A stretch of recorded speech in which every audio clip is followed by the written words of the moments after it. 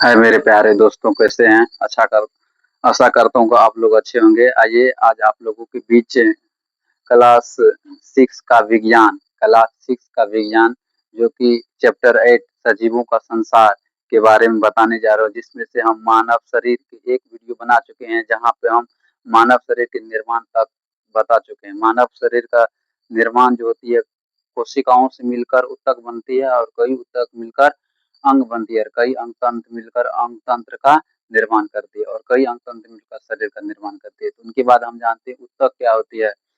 ऊतक किसे कहते हैं? ऊतक एक समान कोशिकाओं के समूह को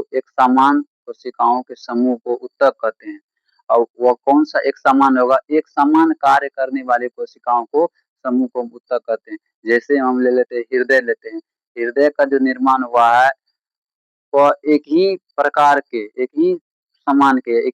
के कोशिकाओं के समूह से हुआ है।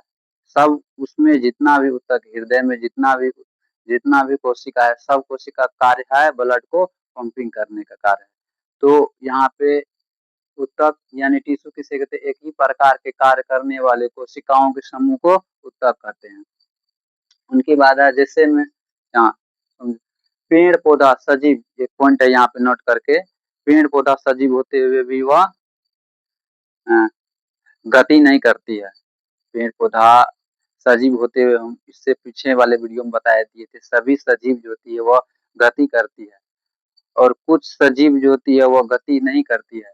जैसे पेड़ पौधा जो होती है वह गति नहीं करती है। उनके बाद है गति किसे कहते हैं? जब कोई व्यक्ति समय के साथ अपने स्थान में परिवर्तन करती है, उसे गति कहा जाता है। गति, जब कोई व्यक्ति समय के साथ स्थान में परिवर्तन करती है तो उसे हम गति बोलेंगे। जब कोई व्यक्ति समय के साथ स्थान में परिवर्तन नहीं करती तो उसे विरामा कहा जाता है। उनके बाद सजीवों में वृद्धि। सजीव में वृद्धि करने के लिए यहाँ पे सजीव में वृद्धि के फलस्वरूप जो होती है वो अस्थायी बदलाव होती है। उनके कोशिका का विभाजन होता है। सजीवों में वृद्धि के फलस्वरूप कोशिका का विभाजन होता है और कोशिका का विभाजन होकर नई कोशिका का निर्माण करती है। उनके बाद है आंतरिक प्रक्रिया, मतलब आंतरिक अंगों में कुछ बदलाव होती है।